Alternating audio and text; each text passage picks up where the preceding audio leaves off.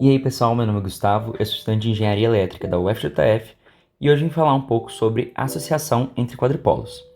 Bem, o que é a primeira coisa que eu gosto de fazer quando eu vejo um exercício de quadripolos e de associação de quadripolos? Vale para ambos. Contar o número de incógnitas que a gente tem para poder ver quantas equações que a gente vai ter que escrever. Bem, então vamos lá. Sempre que a gente tiver um quadripolo, a gente tem que escrever a sua tensão de entrada e de saída e a sua corrente de entrada e de saída, porque isso vai ser importante para a gente poder equacionar, né, os nossos quadripolos da maneira correta. Porque ele sempre vai ter uma tensão de entrada e uma tensão de saída, nesse sentido obrigatoriamente, e uma corrente de entrada e de saída. Eu vou chamar as correntes e as tensões de I1, I2 e V1, V2, como tradicionalmente, né, se usa. Só que a gente tem dois quadripolos nesse nosso circuito, então a gente precisa chamar de coisas diferentes essas nossas tensões e correntes de entrada e saída.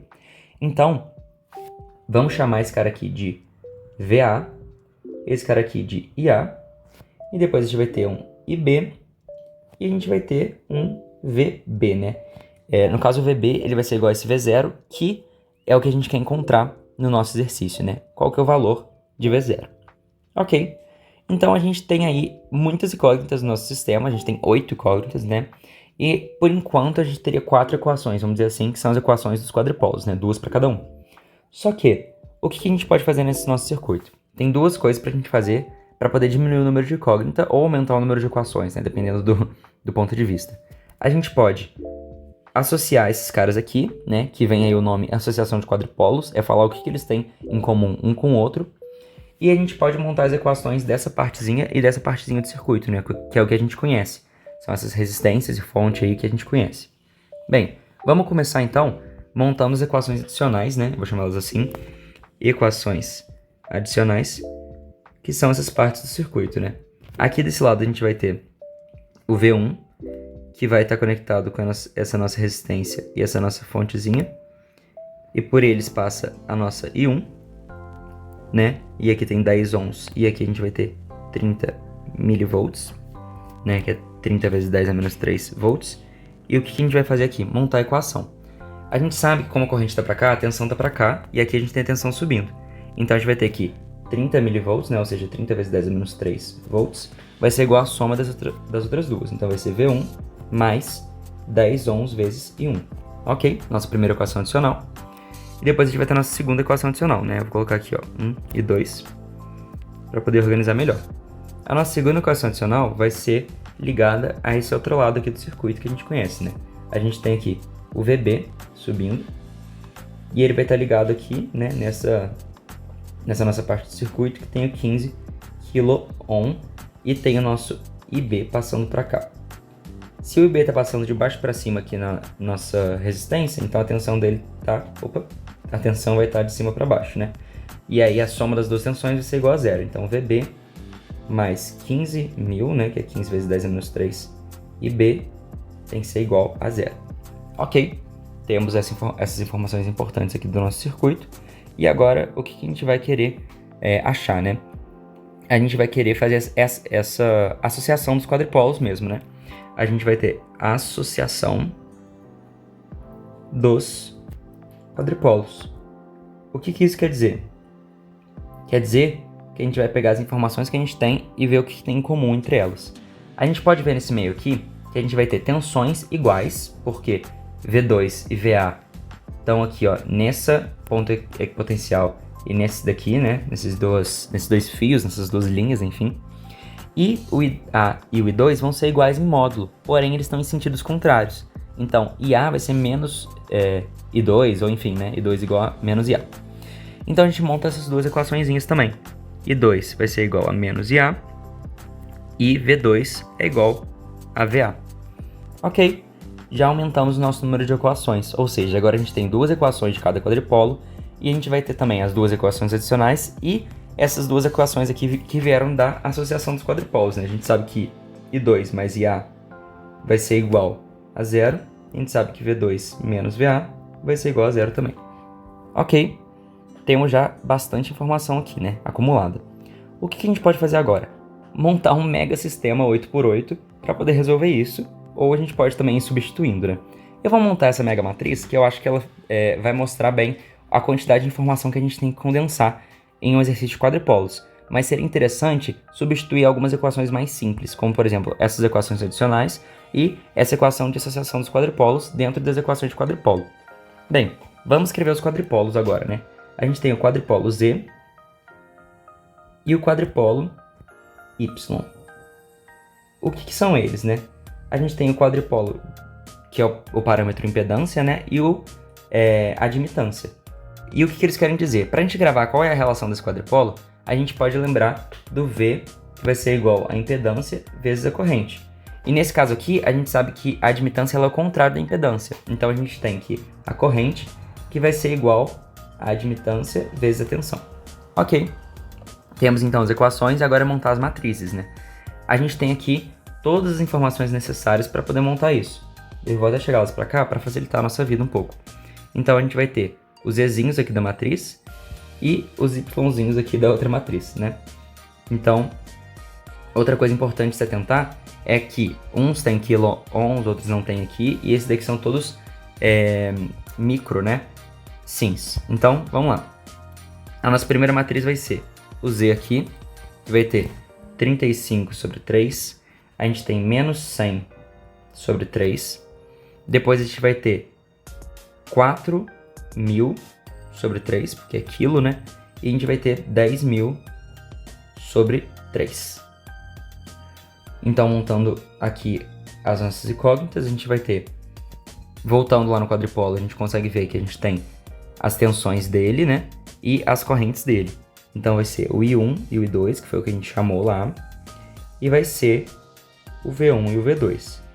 Já para o nosso outro quadripolo de admitância, a gente tem que lembrar que a gente não chamou mais de 1 e 2 como normalmente chama quando a gente está resolvendo um exercício de quadripolo. A gente chamou esses caras aqui de VA e VB e esses caras aqui de IA e IB. Então a gente tem que montar, né, em cima disso. A gente não pode sair trocando porque senão dá errado no final das contas, né? Todos esses caras aqui estão multiplicados a 10 a menos 6. Então vai ser 200 vezes 10 a menos 6, 40 vezes 10 a menos 6, menos 800 vezes 10 a menos 6 e 40 vezes 10 a menos 6. Ok, temos já aqui formadas as nossas equações, então a gente poderia fazer duas coisas diferentes aqui, né? Ou a gente substituiria esses valores que a gente tem aqui de cima nesses quadripolos, ou a gente forma uma mega matriz com todas as nossas 8 equações que a gente achou.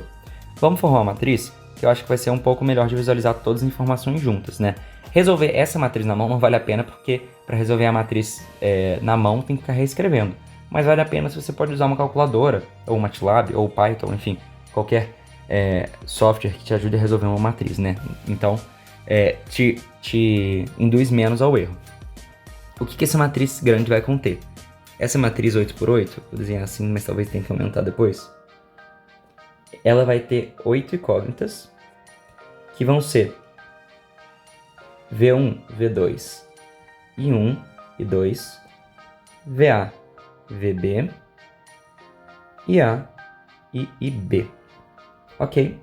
Isso aqui vai ser igual a alguma coisa que descobriremos o que vai ser. Vamos começar substituindo os quadripolos, né? Acho que eles vão ser um pouco mais trabalhosos, então a gente pode começar por eles. O que a gente tem no primeiro quadripolo? A gente vai ter essas equações que vão ser formadas dessa maneira, né? Para enxergar mais fácil, só pensar assim. Sempre vai ser assim, vai ser igual a esse cara aqui. Então a gente tem o V1, ele vai estar multiplicado por menos 1, porque a gente vai passar ele para o outro lado depois na equação, né? Para tudo isso daqui ser igual a zero. Então vai ser menos 1, aqui 0, porque a gente não tem o V2 envolvido. O I1 vai ser 35 sobre 3, e aqui vai ser pro I2 menos 100 sobre 3. O restante é tudo igual a zero, né? Porque a gente não tem nenhum outro termo aqui na equação. Ok.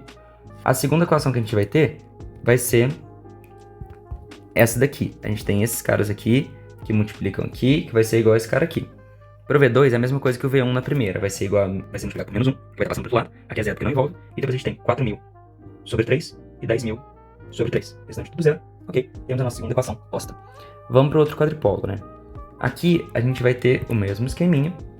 Esses caras aqui multiplicam esses caras aqui. E vai ser igual a esse cara aqui. O IA, ele vai passar para esse lado como menos 1. Então o IA aqui é a penúltima fileira. O IB a gente não tem envolvido. Esses 4 primeiros caras que a gente não vai ter envolvido. E aqui a gente vai ter 200 vezes 10 a menos 6, que vai multiplicar o VA, e o VB vai ser 40 vezes 10 a menos 6. Ok? Mais uma equação posta, e aqui é igual a zero, né? Vamos para a próxima. A próxima vai ser esses caras aqui, ó. Isso daqui, que multiplica esse, que vai ser igual a esse. E B vai para menos 1 para esse lado, 0 aqui. E depois a gente vai ter o menos 800 vezes 10 a menos 6, que vai ter o 40 vezes 10 a menos 6. Esse vídeo se tornou montar essa matriz gigante, mas é bem importante que a gente saiba montar essa matriz. Por quê? Porque para resolver circuitos maiores, os métodos computacionais eles vão ser super importantes e válidos, porque resolver sistemas com muitas equações incógnitas, né, não é viável na mão. Então é bem importante que a gente saiba fazer dessa forma também. E aqui a gente pode adicionar essas duas equações, né? A gente tem o I1 e o I2 somados, que vai ser igual a zero. Vou adicionar essa equação aqui mais para cima mesmo. Tanto faz a ordem delas, né? Porque a gente pode inverter equações contanto que as incógnitas, que os resultados do outro lado sejam invertidos também, né? Então a ordem em si não importa muito, é só tomar cuidado que está multiplicando a incógnita certa. Então a gente tem o I2 e o IA sendo multiplicados. O I2 é a quarta fileirinha, é a quarta coluna, perdão. E o IA vai ser a penúltima. O restante vai ser tudo 0, 0, 0, 0, 0, 0. Isso aqui vai ser igual a 0, tá? Ok? Para a próxima, a gente vai ter o I2 e menos o VA, né? Perdão, o V2 e menos o VA. Então o V2 é a segunda, vai ser 1, e o VA vai ser menos 1, que é aqui, ó, a quinta. Depois 0, 0, 0, 0, 0, 0, e aqui 0 também. Faltando só duas equações agora, a gente pode correr aqui para cima para as equações adicionais. E a gente vai ter esse cara aqui, ó, que vai ser o V1 e 10 e 1, que vai ser igual a 30 vezes 10 a menos 3, ok? Então a gente tem aqui que V1 multiplicado por 1 e o I1 multiplicado por 10, restante tudo zero, vai ser igual a 30 vezes 10 a menos 3. E para nossa última equação, vou pegar aqui essa cor branca, a gente vai ter 1 VB e 15.000 IB. Então a gente pode vir para cá, ó, VB, ele é o terceirinho aqui, né? Ele vai ser o sexto no caso, vai ser 1, e aqui a gente tem 15.000 IB, restante tudo zero, inclusive do outro lado. Então a gente chega nesse monstro aqui, né, que vai ser a nossa mega matriz, e a gente consegue jogar isso daqui na calculadora para poder resolver o nosso circuito. Bem, vindo aqui para a calculadora, eu já escrevi a matriz, né, esse cara gigantesco aqui que não dá nem perto de ver de uma vez só. E a gente vai ter que fazer o quê? A gente inverte ele, né, apertando Shift e elevado a menos 1, Enter. A gente tem esse outro cara gigantesco que é a matriz invertida, e a gente vai usar ele para poder achar os nossos valores, né? Então, 1, 2, 3, 4, 5, 6, 7 a mais. Temos aqui as nossas 8 linhas. E vai ser o quê? 0, 0 também, 0, 0. 30 vezes 10 elevado a menos 3. Depois 0, 0 e 0 de novo. Ok, resolvendo isso daqui, a gente acha os seguintes valores para os nossos dados do exercício, né? Vamos voltar para lá. Bem, voltando para cá, a gente consegue achar os valores do nosso exercício, né? Que a gente vai ter aqui a nossa matriz V1, V2, I1, I2, VA, VB, IA e IB, que vai ser igual ao resultado que a gente achou lá na calculadora, né? Vai ser 0,02, 0,5, 0,001, menos 2,5 vezes 10 menos 4. A gente tem também 0,5 aqui, 3,75, 0,00025 e menos 0,00025, ok? Temos muita informação aqui nessa nossa matriz, né, de resultado. E é legal ver que algumas coisas, né, que a gente mandou a matriz fazer, elas realmente deram certo, né? Como aqui em cima a gente tem que o I2 vai ser igual a menos o IA. A gente tem que... Aqui só está escrito de formas diferentes, né? Mas é a mesma coisa. A gente tem aqui que o V2 é igual ao VA. Enfim, né? Tudo isso se concretiza, óbvio, né? Porque a matemática não vai sair mudando as coisas no meio do caminho. Mas... Então a gente achou dessa forma aqui. E o que a gente quer achar agora? A gente quer achar o nosso V0. E o V0, o que ele vai ser? Ele nada mais é do que o nosso VB, porque eles são iguais aqui, ó. Então a gente tem que V0, pode escrever em azul mesmo, V0 é igual a VB, que vai ser igual, vamos consultar aqui na nossa mega matriz, esse cara aqui, 3,75 volts. Então a gente acha assim o resultado do nosso exercício. E bem, deu uma coisa bem grande. A associação de quadripolos em si é uma parte pequena do exercício, é a gente fazer essa ligação entre os dois quadripolos. E dependendo da disposição deles, essa associação vai mudar.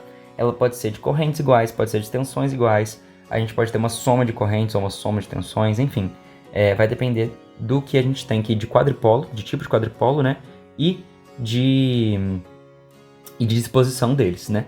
Então é mais ou menos isso. Se o exercício ele for, por exemplo, literal, ele pedir qual a associação dos quadripolos, o que a gente tem que fazer é substituir uma equação de quadripolo na outra. Vai dar trabalho, vai dar bastante trabalho, mas faz parte, não tem o que fazer, né? É sair substituindo.